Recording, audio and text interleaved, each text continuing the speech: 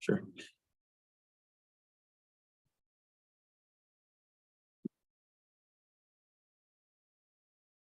All right, so welcome everyone. Good morning. Welcome to the Balancing Act. I learned a lot about knee alignment and the topic kinematic alignment while I was making this, and hopefully you guys will all enjoy the presentation as much as I enjoyed making it.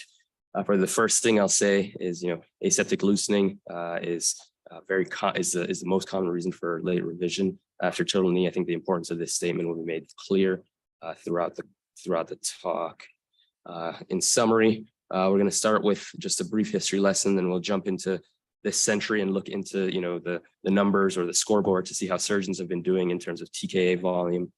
Then we'll go through a little bit of anatomy, some basics of alignment strategies, and then we'll dive into the meat of the talk about kinematic alignment. It'll be a tour de force. So arthritis has plagued the human knee for as long as we've been upright. Based on this GIF, it looks like eventually we'll be back to horizontal, and then probably arthritis won't be such an issue, and we win. But so maybe it's all just a waiting game, and we just have to bide our time until we get to this steady state here. But since we don't know when we'll get there, surgeons have taken on the challenge of trying to find a surgical solution to arthritis. So the earliest reports of any attempt to answer to arthritis were from the 1860s with resection and interposition arthroplasty. Like most things in medicine in the 1860s, they're pioneered by European surgeons. And like most things in medicine in the 1860s, it was fraught with complications, infection, death, persistent dysfunction. And of course, amputation was not uncommon to escape a greater affliction, which is something we discussed in a prior talk of mine. Unfortunately for our patients, we spent a long time here trying to figure out what we should put to interpose the knee. Pig's bladder, cellophane, ivory, the kitchen sink, you name it. Thankfully, this stopped around the 1940s, where the hemiarthroplasty for the knee came quickly into vogue, following the success of the hip hemiarthroplasty. But whether they replaced the femur or the tibia, it didn't help a lot. And of course, they got loose, right? Aseptic loose. The hinge followed in quick succession in the 50s. And this was the first true bicompartmental knee replacement. But again, failed due to high constraint, and surprise, surprise, they got loose. So at this point in a boxing match, I think we call it a TKO, but surgeons pressed on. And so in the 1960s and 80s, we probably saw the greatest advancements in TKA surgery to date. And so not really the focus of this talk, but developments in material science were crucial to the field moving forward. In the 60s and 70s, we saw bone cement and the original, the precursor of the polyethylenes and hard plastics being produced and approved by the FDA. And at the same time, almost in tandem, the surgeons in New England produced the unhinged TKA, which is pivotal for the field. And then after the TKA became unhinged, there was sort of this divide in the mode of thinking about total knee arthroplasty, mechanical or anatomical. And I think in 1970 and throughout the 70s, Dr. Freeman, a surgeon, Dr. Swanson, an engineer, developed the Freeman-Swanson knee, and a lot of the techniques surrounding mechanical alignment, and shored up by a lot of the balancing techniques developed by Dr. Insall Salvati, allowed the mechanical camp to sort of take hold of things. The mechanical design, it emphasized mechanical stability over anatomy. They sacrificed the cruciates, which really simplified bone cuts, right? It gave more surface area on the tibia for the bone implant interface. It made the surgery more reproducible. They placed implants according to the mechanical axis to reduce the deformity, straighten the limb, allow for even distribution of weight across the implant. And so this design and this mode of thinking about total knee is sort of the mother of the current total knee design that we have. But these two weren't in a silo, the Freeman, Swanson, Insull, they weren't in a silo, and many different theories and designs were emerging throughout the 70s. So this was truly an arms race against arthritis at the time. So I like to think of it less as one overshadowing the other, but more as them happening, a lot of strides happening in tandem in the total knee arthroplasty world, which gave us the options we know today. Lately, there's been a renewed interest in trying to revisit some of the dogmas laid down in the 70s. And one thing that's been gaining popularity and showing some promise is the idea of placing implants in the kinematic as opposed to mechanical alignment. That's sort of the bulk of the talk today. So before we get right into it, we'll talk about some numbers. I think that looking at procedure volumes helps us to clarify sort of the gravity or the magnitude of and the implications of the topic at hand. So this study in JBJS in 2018 gives us a little insight into where we expect to be in the next decade or so. And based on their linear model, they expect upwards of 1.2 million primary total knees happening in 2030. By gender, more females than men are going to be getting total knees, which is a consistent trend. And then by age, the group projects that the greatest volume of arthroplasty in the knee is going to be happening in that 55 to 64-year-old age group, with over 300,000 procedures happening based on their estimates. And then the next group, 65, the next three groups, 65 to 79, is going to have just over 750,000 total knees performed by 2030. So, and then this last one here just kind of runs back to what I said before. We've all seen some version of this graph, right? The rate of TKA is expected to rise unabated. It continues to affect a larger and larger and larger swath of the population at large. As we know, the work we do in orthopedics affects individual function, right? And can have a lot of impact on individual independence in daily living. But I think we also need to remember, we do a lot that affects population level health and wellness. So again, the reason I share this is to sort of try and impress the importance of continued refinement of our techniques for this large population that we're affecting. So for our next section, this is probably nothing new to most. We'll go into just some basics of limb alignment. I want to make sure we're sort of all on the same page as we're talking through it, and kind of highlight some of the key things that the joint surgeons think about when they're hammering the implants in the knee. So the joint line typically exists, 3 degrees of varus from the mechanical axis of the tibia. Usually the mechanical axis, right, femoral head to the center of the ankle, the talus, passes maybe just medial to the tibial spines, but this can vary, right, and change in the setting of height, pelvis width, bony deformity, and extra-articular deformity, and so on. And then going into the femur, right? So the anatomical axis here, right, bisects the intramedullary canal.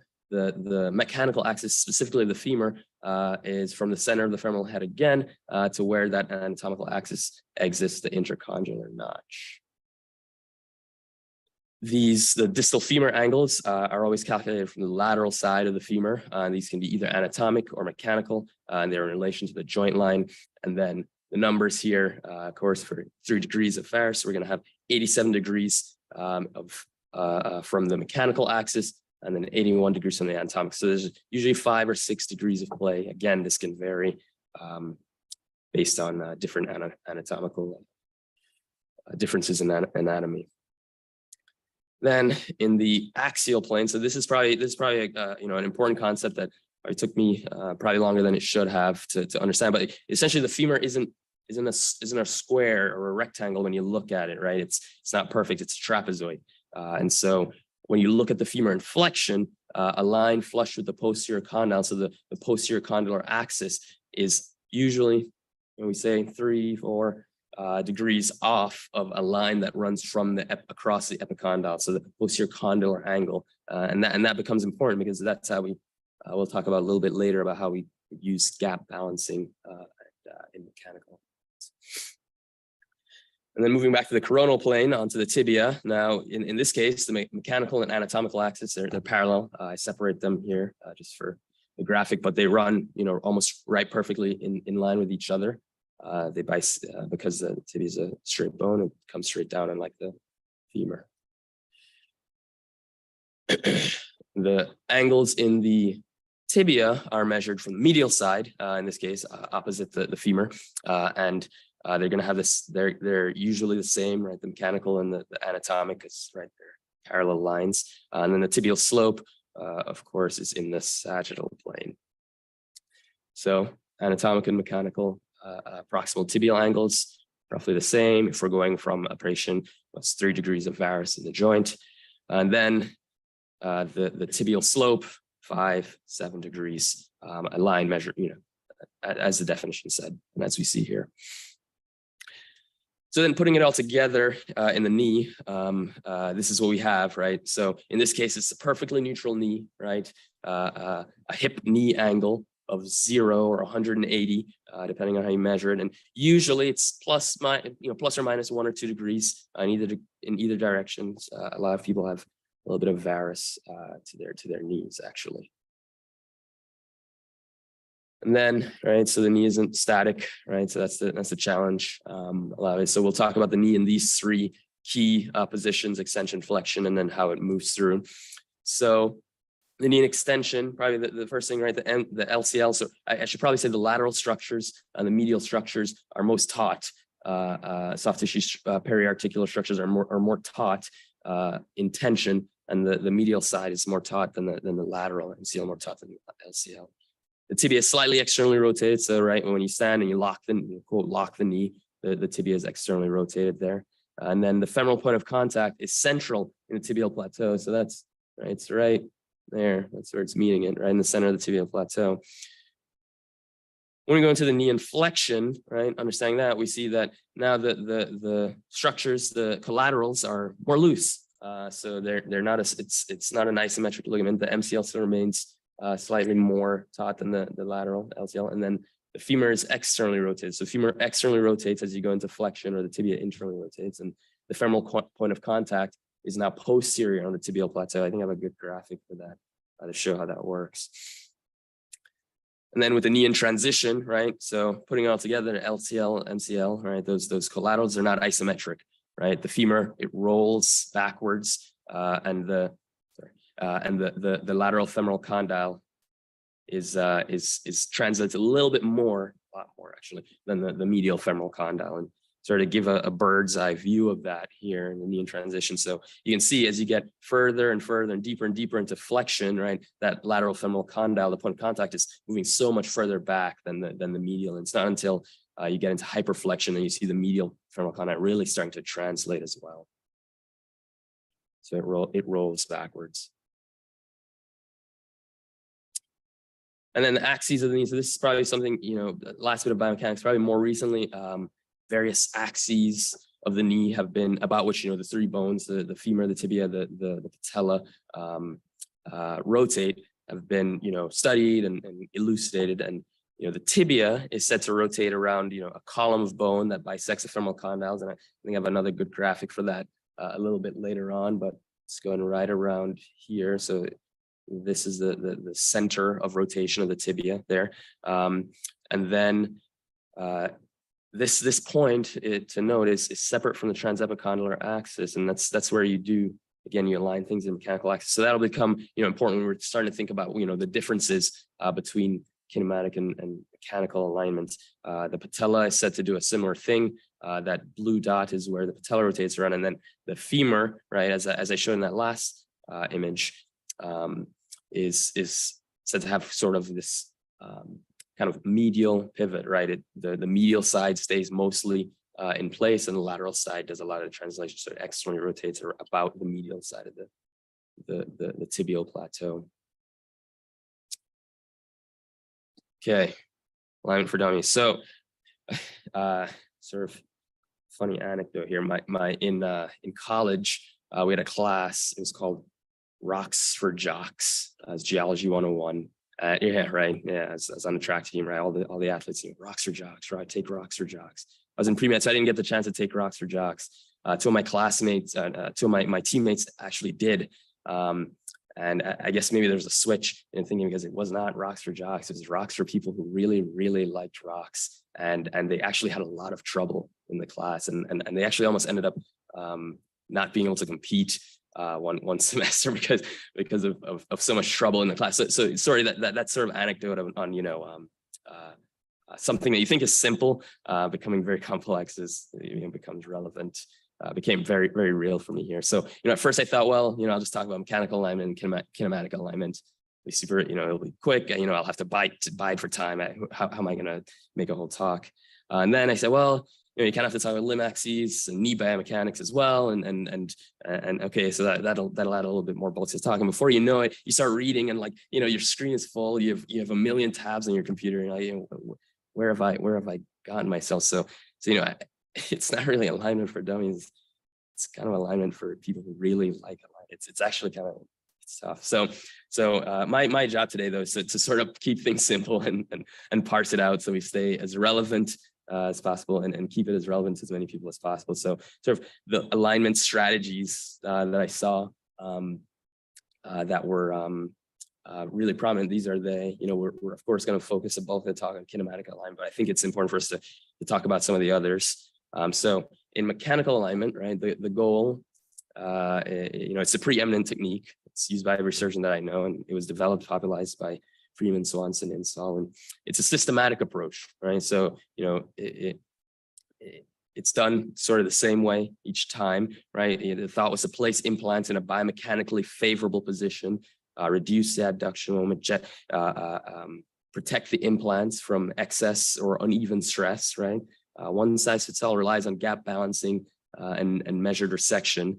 And then sort of taking a step back, we have to remember, the context in which this technique emerged. So, by the 60s and 70s and still today, the specter of loosening and implant failure kind of loomed heavy over our surgeons, right? So think of every implant I mentioned in the Jomar history lesson. Every one of them got loose, right? So as they were designing implants, they thought, well, that's something that was when this was designed or this was thought of, that was really heavily on the minds of our designers, and so this was I think of it as an implant centric design.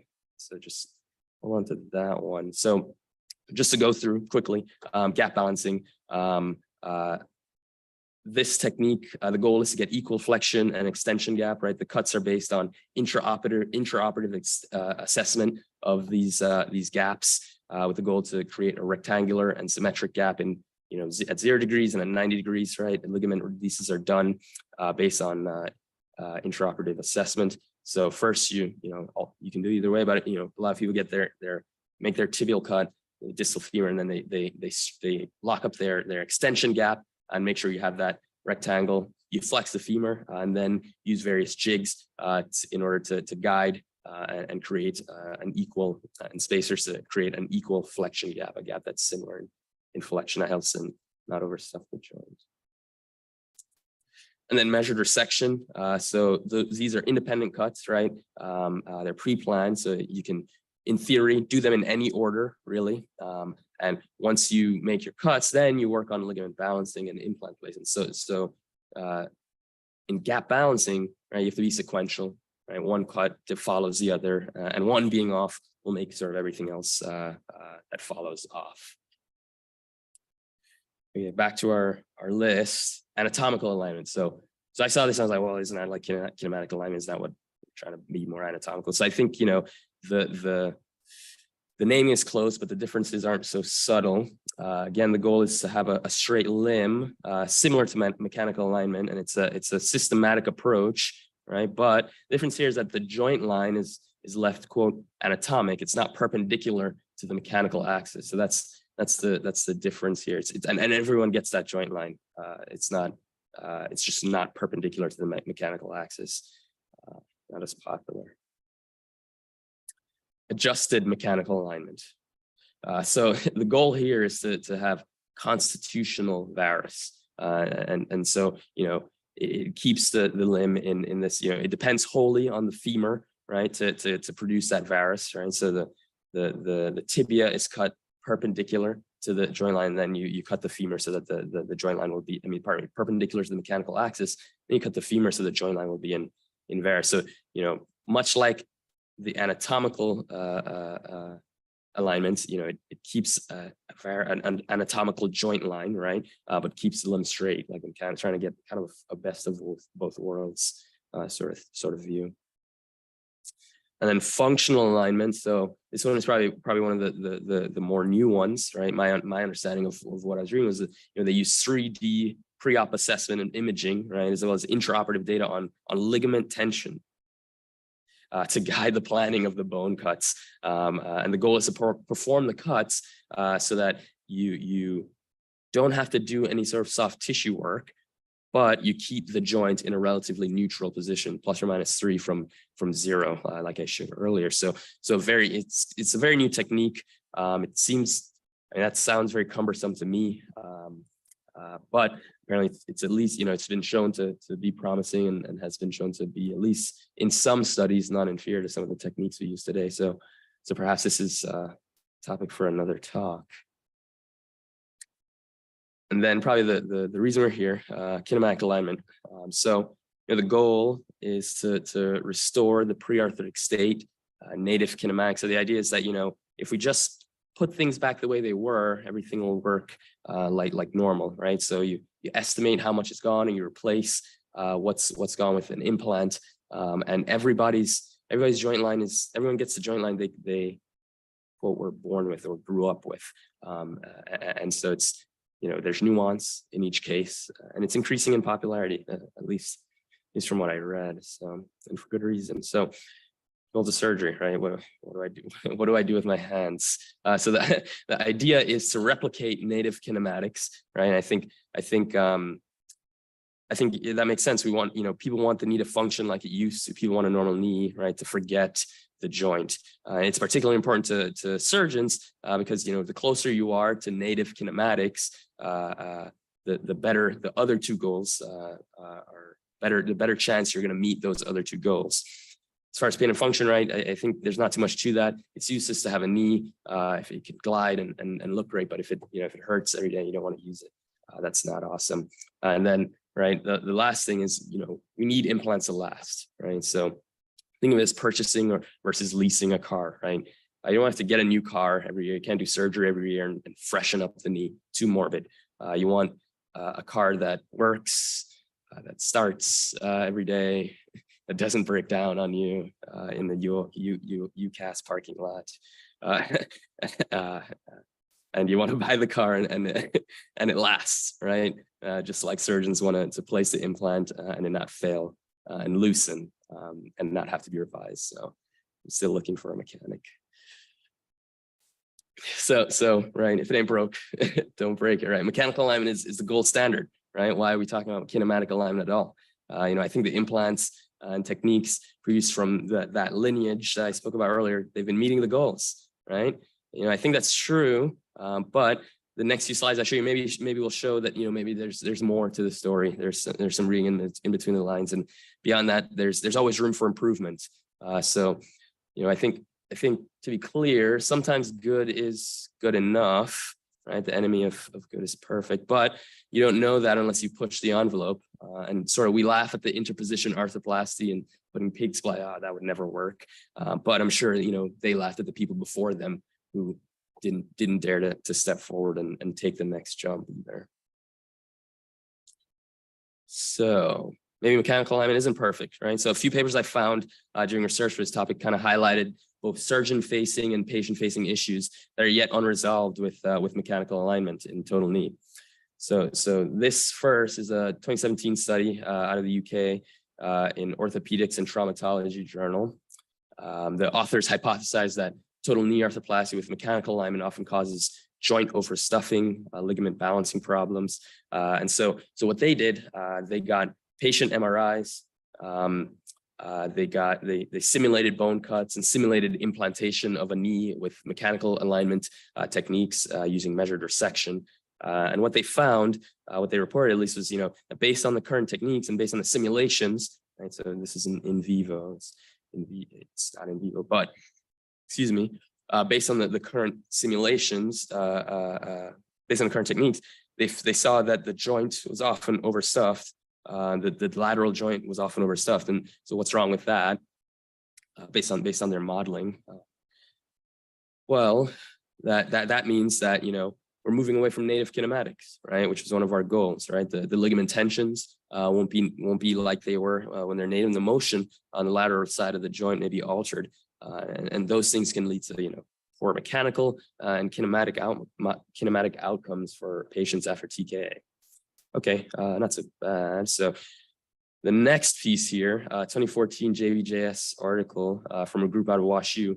Researchers tried to take a more granular look at patient-reported satisfaction after total knee arthroplasty. So, this piece, it was a cross-sectional study, surveyed over 600 people after total knee, at least a year out and up to 5. And what they saw was, well, the first thing they reported was, they had 90% satisfaction with the ability to perform ADLs. So, well, that sounds pretty good, actually. But they actually started asking more specific questions, and when pressed, a lot of patients revealed that they had continued symptoms and dysfunction, and these are rounding the numbers, but about a third of patients said their knee didn't feel normal. A third of patients had residual pain. A third of patients had tightness, swelling. A third of patients had difficulty entering a car. Half had difficulty with stairs, and another half, or slightly less than a half, were able to get back to the recreational activity that they were at before total knee. So these findings held true across the implant designs that they tested. So I'll say, to clarify, so the patients in this study, they were all none of them were above 65. So this is sort of that younger age group of patients, right, who are more active, and so I think that, right, that there's a large population of total knee patients who may still be getting benefits and who may not have these issues, but this represents an increasingly large and not insignificant number of patients undergoing the procedure. So I still think these results are valid, at least to think about. And then this third piece here was a biomechanical, it was a cadaveric study from the Journal of Arthroplasty in 2018, and it looked at soft tissues around the knee, right? And what they saw, and they compared, in the cadavers after mechanical alignment techniques, making cuts with the mechanical alignment techniques, and then just the native soft tissue tensioning. And what they saw was that the gaps medially and laterally were least in extension, plateaued, a few degrees, actually like 20 or 30 degrees into flexion, and stayed that way all the way through the range of motion with native knees. But in knees that had the total knee cuts, the mechanical alignment cuts, they saw that the knees were the knees had the lowest. They were equal amounts of tension at 0 and 90, and then in between that, in the middle of flexion, they actually had an increase in the gaps in between the joint. So again, right, this might produce abnormal kinematics, right? Laxity in the middle of flexion, not good in knees, and this may cause patients to report an abnormal knee and poor function. So all is not well in paradise, right? This, a sample of some things I saw that I thought I could talk about quickly. But, right, I think that seeing these and papers like these kind of helps you understand why, there's been this impetus to try and develop strategies that might combat these sort of mid-range outcomes or these questionable outcomes. So, many strategies have been developed, right? And probably the one that got the most people excited was robotic surgery, right? More measured, more precise, more accurate. Unfortunately, this piece here, probably one of the more disheartening ones, is that in summary, it sort of seems like we're maxing out the optimization of the current procedure with the current techniques, right? So in 2019, JOA, this group out of Korea, they tried to figure out whether robots or robotics surgery could help us perform better surgery and ultimately produce better functional outcomes for patients and radiographic outcomes in the long run. and ultimately better survivorship. So the authors retrospectively looked at patient-reported outcomes and clinical and radiographic outcomes for 10 years, out from patients 10 years out from TKA, and they compared patients who had the surgery with robots, 84 and none, 79. They looked at functional outcomes, knee society score, KOS, SF36, clinical scores, range of motion, contractures, radiographic alignment, and they were all the same to get to the point. And so, the data the data I've presented so far, it doesn't paint a great picture. I don't think it paints the complete picture, but clearly there are things to be wanted after total knee. So I think the gold standard technique may have some intrinsic challenges that I think surgeons are certainly overcoming, but patients are okay with their outcomes, but still face some amount of dysfunction, and additional precision may not be the nail in the coffin that we hope to us. So sort of in that context, I think it's clear why some surgeons have decided to sort of take a step back and take a bird's eye view of the whole process of maybe rethink the way that they perform the surgeries. Okay. So maybe they do make it like they used to, right? So it's not systematic. So kinematic alignment, right? The reason we're all here. So what is it? Going on and on about it.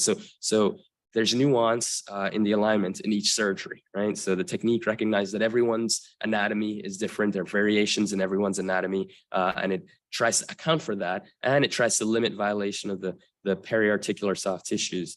And so this video here sort of shows that tibial axis that I mentioned a little bit earlier, right? And so when implants are placed, they try to respect these axes of the knee to make sure that you place your implants in such a manner that it'll be the most kinematically friendly. And so, it's a kinematically friendly implant or implanting technique, alignment technique. So how to do it. All right, so this will be an oversimplification. First, you make distal, you estimate the wear, you make distal femur cuts parallel to the distal femoral articular surface, right? You correct for cartilage wear. The idea is to place, again, the components in line with that axis of rotation of the tibia, which is different than a transepicondylar axis. And this is felt to be where the tibia actually rotates around. And it's felt to be often parallel to the joint line. Then intraoperatively, right, bone resection is carried out. So you preoperatively, you would plan this, how much bone you expect to take. And then you take the bone, and then intraoperatively, the bone resection is carried out finally, you do your bone cuts, and the thickness of which is measured by calipers. A lot of people use intraoperatively to measure the thickness of the piece to make sure you have appropriately sized implants which match the bone that was replaced. And I know I said that, we don't. A lot of the literature on patients who have kinematic alignment, they all say, oh, we don't have to balance the knee, it comes out perfect. But there are strategies to balance the knee in the event that you do have issues. And in this case, it actually relies more on the tibia is the workhorse of balancing in this case. So again, it really does try to not affect those the soft tissues, moving the implants, cutting the tibia in a little bit more varus or valgus to help to offload one side or the other, and removing osteophytes, which we always tend to do. So that's sort of it's more of a bony balancing as opposed to a soft tissue balancing. So that's what it is. Right? How does it measure up? Right? So I broke it down based on those 3 goals that we had mentioned before, right? So kinematics, how does it measure up? These studies show that total knees placed in kinematic alignment had an impact on gait parameters in all 3 planes of motion, right? So in the sagittal plane, the total range of motion and maximum swing phase flexion were in kinematically aligned knees, not significantly different from healthy controls, but was significantly greater than in mechanically aligned knees. And so this has been shown to affect patient satisfaction and level of function after total knee arthroplasty. In the coronal plane, right, adduction moment, so kind of force of adduction of the knee was more normal or more like the healthy controls in kinematic alignment than in mechanically aligned knees. And then this has been shown to, correlate with excessive medial joint loading, edge loading, mechanical outcomes for patients, and lateral joint liftoff. So again, this can have implications on joint perception and implant longevity.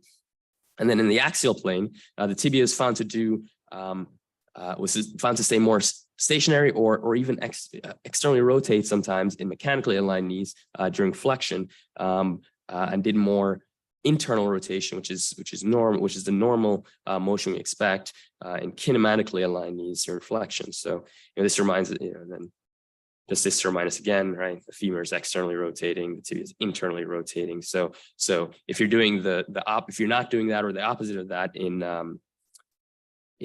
motion, right? That again will affect joint perception, and it'll change functional motion, and it may even have impacts on the implant longevity. As far as pain and function are concerned, these are just two of a subset of studies that have shown, positive results for kinematically aligned total knee arthroplasty. So the highlights of this first study are that kinematically aligned knees tend to have excellent patient-reported outcomes, no difference in complication profiles or survivorship. So what they did was they looked at outcome scores, KOS, the SF36, and the like. I think they had just under 900 knees in that first study total in across 9 studies that they looked at, and what they saw was, again, right, when compared to mechanically aligned knees, the patient-reported outcomes were improved, but they couldn't find any worse short-term complication profiles.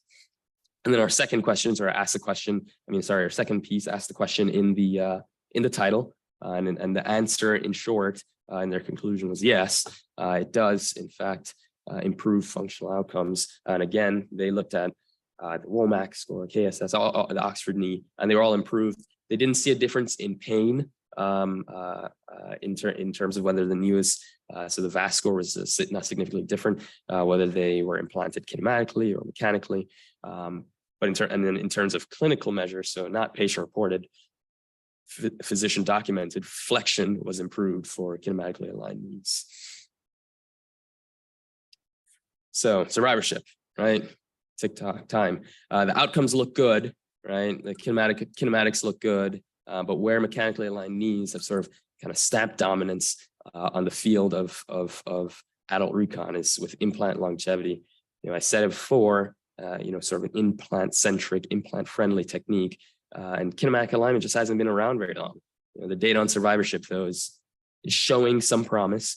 The first piece with the lead author, Stephen Howell, who's one of the early proposers of kinematic alignment, he publishes his own 10-year data on the matter, right? In 222 knees, he reports a 97.5% survival with 0.2% annual revision rate for aseptic failure. So pretty good. I think, always when you talk about a single surgeon's reporting their outcomes, you always have to take everything with a grain of salt. There, I think there was a study that showed that they tended to report, not necessarily fraudulently, but report the outcomes tended to be reported less or more favorably.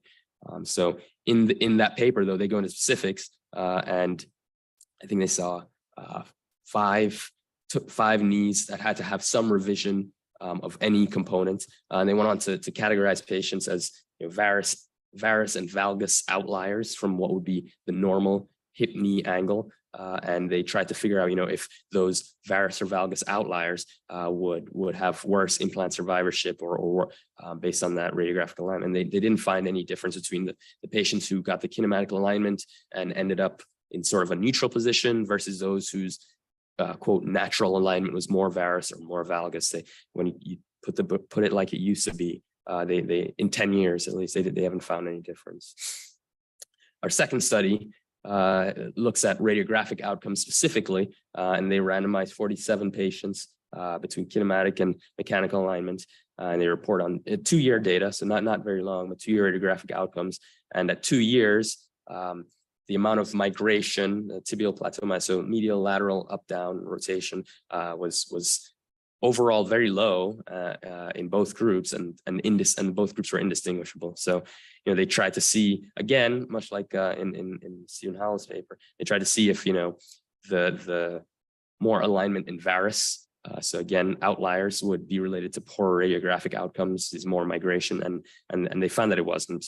So it wasn't, degrees of varus was not correlated. So again, acceptable survivorship data, comparable to the gold standard, and really no issues, arising related to joint line obliquity in this study. So actually, again, the data, right, on those three things, right, survivorship, pain and function, and kinematics, all sound pretty good early on, right? Still a relatively new technique, so right, too good to be true. So the goal, again, is to get to the pre-arthritic state. But what if the pre-arthritic state, right, is too biomechanically deranged, right? So in this case, we have one knee that's hip knee angle of 7 degrees, right? So if we're saying that normally it's like 0 to 1, right? So this is far out, and the other is 5. So some patients do have inherently, quote, biomechanically inferior knees, inferior knee anatomy, right? And maybe the proponents of kinematic alignment have recognized that perhaps recreating this may have negative consequences for the mechanics of total knees. So total knee outcomes and wear patterns. So they did was they created sort of or different versions, slightly different versions of this same algorithm has been created, but there's sort of this safe range that has been proposed but not really verified, in which the tibial and femoral cuts should remain within 5 degrees of the mechanical axis, so the joint shouldn't be too oblique, and then overall alignment, the goal of the hip knee angle is to get to 3 degrees or within 3 degrees of neutral. So, and this algorithm here is based on what you see, is how you'll make your cuts and make your decisions in order to make the cuts. And so there was I saw you. I'm sorry I didn't include that talked about how many knees are actually going to be in these outlier cases, and how many knees actually just fall in and will have sort of this no adjustment needed, true kinematic line. And more than half of people who have arthritis are in this case here, and then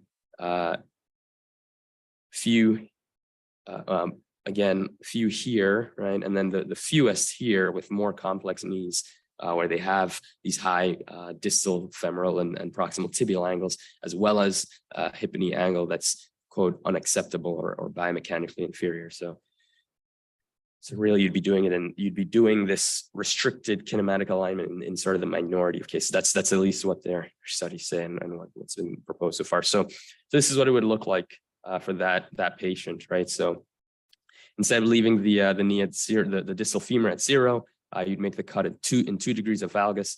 You change the varus from 5 degrees to 7 degrees. Now we have something that has both of these implants, both the distal femur and the proximal tibia at 5 or less degrees, and the entire hip knee angle within 3 degrees of neutral. So that's sort of the way that you plan and think about, or at least they've proposed to plan and think about the restricted kinematic alignment. So it's the pre-arthritic state asterisk. Right, something has to go wrong, right? There's a yin to every yang, and I think kinematic alignment still has its own set of problems that are yet unresolved, or at least I didn't find the answers, and some questions that we still need to answer. So, what do you do when there's extra articular deformity, right? So people who have femur or tibia fractures, in childhood, Blount disease and the like, who, not Blount disease, that's articular, but the disease outside of the actual joint that affects the entire knee, the entire hip knee angle. What do you do in those cases? In fact, Stephen Howell, he, in that same survivorship paper, there was a photo of a guy who had an alligator bite to his femur, and that was treated without a nail. It looked like and if he had a deranged knee, and they were able to place it with the restricted kinematic alignment and did okay. So maybe they have some answers, but again, we've I don't know if that's I hadn't seen anything very well studied on that. And then what do you do if the ligaments are incompetent, right? So again, a lot of this relies on not touching the soft tissues, right? Trusting that the soft tissues are how they were when they were native, but that's not always the case. And so is it safe then to apply these knees in varus or valgus without any check reins to or collateral support? And then what do you do with revision prosthesis and bone loss when you can't estimate the joint line, right? You can't estimate where we were before. I presented this case yesterday at the joints conference, and it's like, can't kinematic. I mean, I don't know, maybe you can, but I didn't see any studies that talked about using revision prostheses, right? So revision prostheses, typically that are diaphyseal thing, they rely on the diaphysis for bearing the load. So that's different than the knee biomechanics, and a lot of things change in that case. I don't know if the field is sort of ready for that just yet. And then there's surgeon facing limitations, right? So can you reproduce this? Can you do this again and again and again and again efficiently? And you start asking a lot of the implants, right? You start saying, okay, well, it's not an evenly distributed force. How much varus and how much valgus is too much for the implants, right? You start having to do patient-specific implants. You have to do a lot of preoperative imaging, even MRIs, and a lot more radiation, sometimes the CTs. There are extra costs on society, on the healthcare system, right? The burdens of the healthcare system, and you may end up. Again, these are all things that just you have to think about that just haven't been parsed out just yet in the infancy of the field. So, in closing, thank you everyone for staying with me. I tried to keep us out of the weeds, and you all did a great job. I hope at least I've impressed on you all that the story of alignment in total knee arthroplasty is far from over. But my talk is over. Truly, it is a balancing act, right? So aseptic loosening, right, is the most common cause of failure late revision of total knees, right? So mechanical alignment is an implant-friendly technique, right? And it's a balancing act, right? It cut back the specter of loosening and mechanical failure, and kinematic alignment is trying to propose more respect to the anatomy and recreation of kinematics, but at what cost to implant survivorship? Yet to be determined, right? I think we've made huge strides and continue to. I think the chapter on mechanical alignment is not closed and may never be, right? I think it still remains the gold standard. It has the best track record for patients and surgeons in the adult recon community to date. Again, every surgeon I know does this, and they all have pretty good outcomes. So we have to remember, at least for now, that kinematic alignment techniques are maybe more of designer surgery as opposed to the workhorse surgery. And then again, kinematic alignment is just the next iteration in the growth of the field. So far so great, but still a lot of questions, still a lot to learn, and truly I think time will tell as the technique is adopted how kinematic alignment really stacks up against mechanical alignment. And then my dad used to say this a lot: all that glitters not gold. And in my time in orthopedics and at this program, the one thing you learn is you always have to be on guard, right? You need to question relentlessly and trust, but verify, scrutinize everything. So I think, as kinematic alignment continues to take off, the proverbial we, the joint surgeons, we must continue to scrutinize as we adopt. And then, probably the most important, arthritis remains undefeated. We're still trying to find the magic bullet, but we just haven't yet. Thanks to the adult recon faculty for talking to me about some of helping me decide on topic and talking me through some of my questions on it early on. Just kind of giving me the knowledge base to be able to kind of synthesize some of this stuff, references, and we can do questions. Thank you, guys.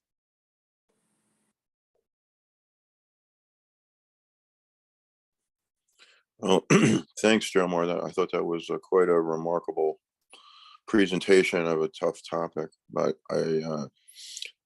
the alignment for dummies, I could have told you right from the beginning that it was pretty much of a big bite to take on for a grand rounds. But I think you did a really good job. So maybe we should, when everyone is around 20 years old, maybe we should all get standing films, maybe have a national database and keep it Yeah. on file so that if you ever need a knee replacement, you have this pre-arthritic alignment to go by. I think after it gets arthritic, it's a little harder. The one thing I will say though is that the what you said about being implant centric, I think was valid. There, most of the studies that you're citing now are recent. But there are plenty of studies in the 70s that show that if the alignment is off significantly more than 3 degrees, for sure, that the wear and loosening rate is a lot higher. So the original data was strongly supportive of mechanical alignment. And then remember, all these people got arthritis, right? So their native knees couldn't handle the native alignment for too long. So just keep that in mind. I think that there we've given a nod to this right along, even if we are primarily a mechanical alignment people. The uh, the PCA folks from Helmetica in the 80s, changed the alignment of their knee. Hungerford and Krakow had the knee cut in 3 degrees of varus, and the femur likewise in more valgus to kind of give a nod to the more anatomic joint line position.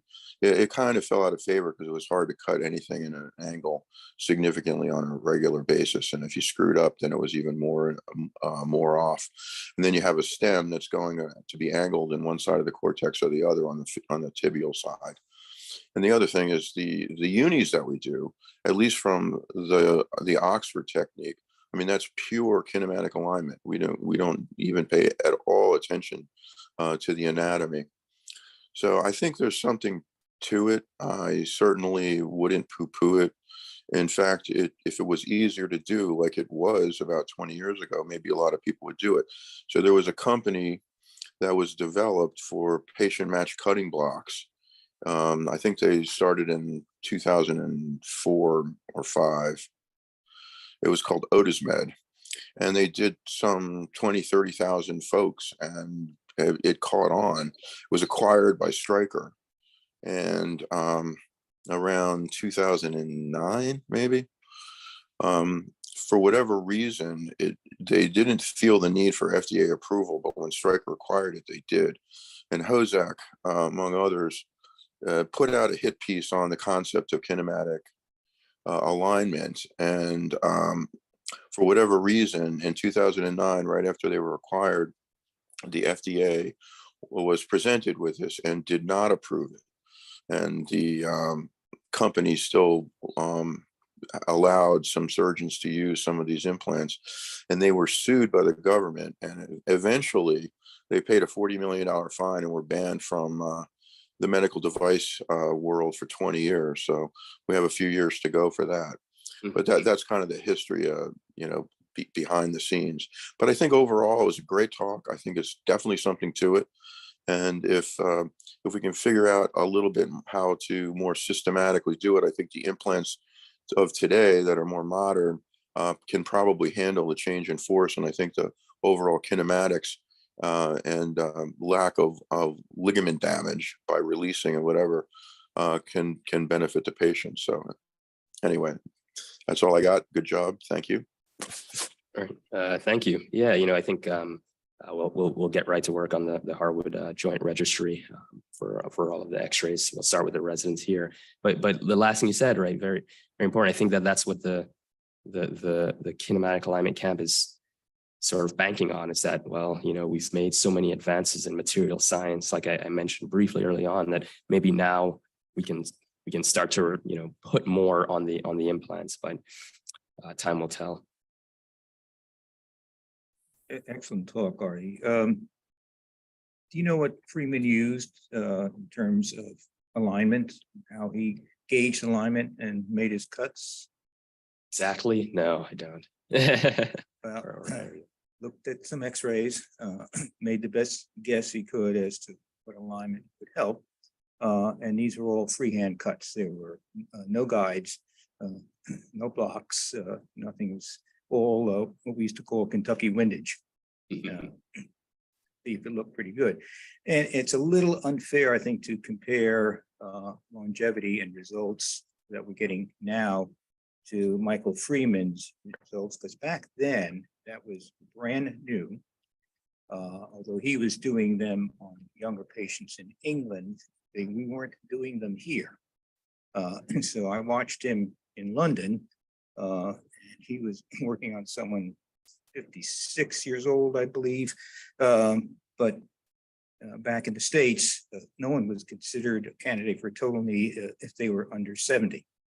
And so you had a different population, much more deformity. And so when we look back now and say, gee, we're so much better than Michael Freeman was, it's apples to oranges. It's not exact.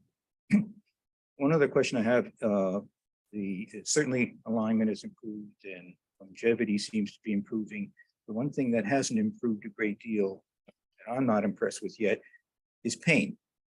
Why do so many total knee patients with perfectly aligned, good looking x-rays still have pain? Yeah. So lots of factors, right? So there's probably the actual surgery factors, and then there's, as we know, we always talk about copers and people tolerate pain a little bit differently. But throwing that to the side, I think that some of the studies that talked about kinematic alignment and were proponents of it, they said that the abnormal kinematics of the knee as you progress through the gait may affect the amount of pain that patients have as they move. So that's probably it. But again, in the study I presented, right, there's no difference in pain, right? Do fewer total hip patients post-op have pain compared to total knees? Absolutely, hips hug. And what's the difference? Because there are plenty of odd-looking total knee X-ray, total hip X-rays, poorly oriented acetabuli in all planes, femoral components and too much varus and all that. You don't see the percentage of failure and pain in a hip that you do in the knee. What's the difference between the two? Yeah, at least in part, the knee just doesn't tolerate violation of the soft tissue as well as the hip does. It's my opinion is it's the amount of soft tissue stripping, particularly on the tibial side, especially when you're using the tibia as the focus of alignment. You're stripping an awful lot of periosteal tissue, and we don't do that in the hip. And I think that accounts for a great deal of pain. So that's something that no design, short of being able to make the cuts without soft tissue stripping, is going to alter. Arthroscopic total knee come into an OR near you. I thought that was a good talk, Jomar, a good overview. I agree with Dave's comments. I think there's probably a narrow subset of patients who or you could do this on. I don't think there's gonna be a paradigm shift as to how we align total knees. But the champions of kinematic alignment have demonstrated that it's as good as mechanical alignment in experienced hands. I think if you're going to do this, it probably works in knees that have pre-existent constitutional varus, no significant deformity, no significant soft tissue contractures. I think if you want to get it right, you probably have to use some sort of technology, whether that's robotics or computer navigation or patient-specific cutting blocks, because if that tibial cut is off by more than 3, to Dave's point, the risk of loosening is going to be exponentially higher. So it's very difficult to use a conventional cutting guide and say, well, I'm going to cut the tibia in 3 degrees of varus. I don't think that you can do that accurately without some sort of artificial intelligence. What I will say is that there has been a recent resurgence in cementless total knees, and the midterm data, at least, is very promising that the newest generation of cementless implants, the survivorship is quite high. And so that sort of plays into kinematic alignment, because if you can get bony ingrowth of an implant, well, even if it's off, if it's 4 degrees of varus instead of 3 degrees, or 3.5 or 5, well, if you have osseous integration, you're not going to worry about loosening long term. That's kind of the reason why total knees fail, is because cement is, it's a grout. It's not really glue. And so if it's being loaded asymmetrically, it's going to loosen over time. And so I think it's definitely food for thought. I personally still aim for mechanical alignment, but if my cuts are a little off, and then I say, well, I actually planned it to be kinematic alignment. So good talk. Thanks. Yeah, thank you. Hey, Jomar, Will Bayonne, great talk. I came across this with one of the guys that I worked with in Tampa. It wasn't what the main guys were doing.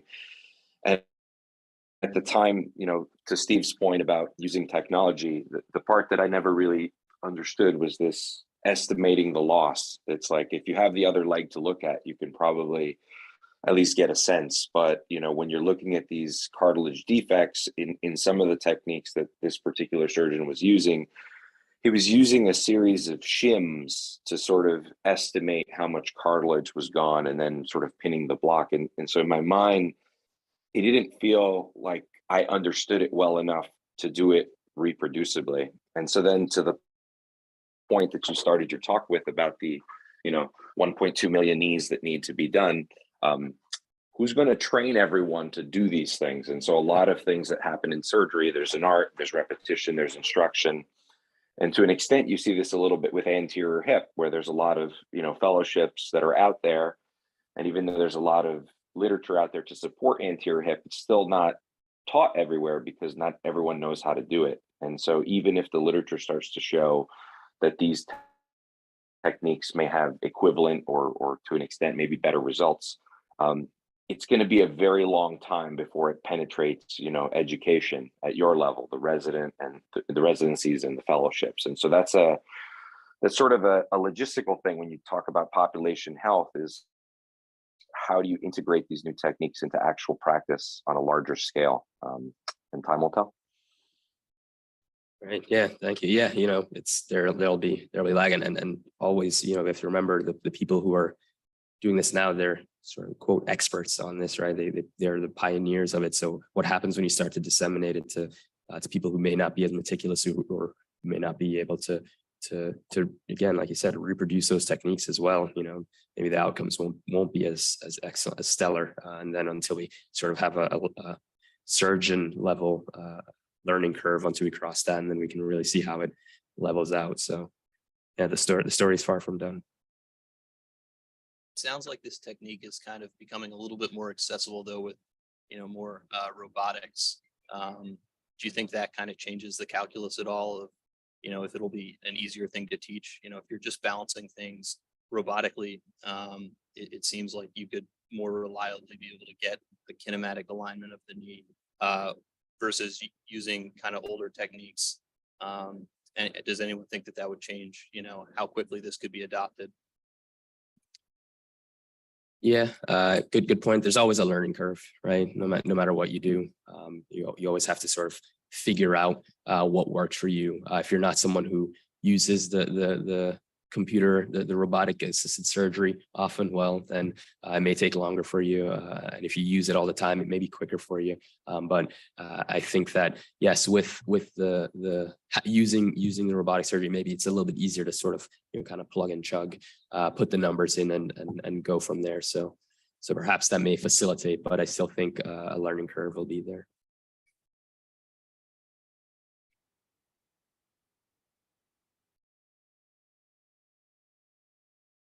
Awesome. Thank you very much, guys.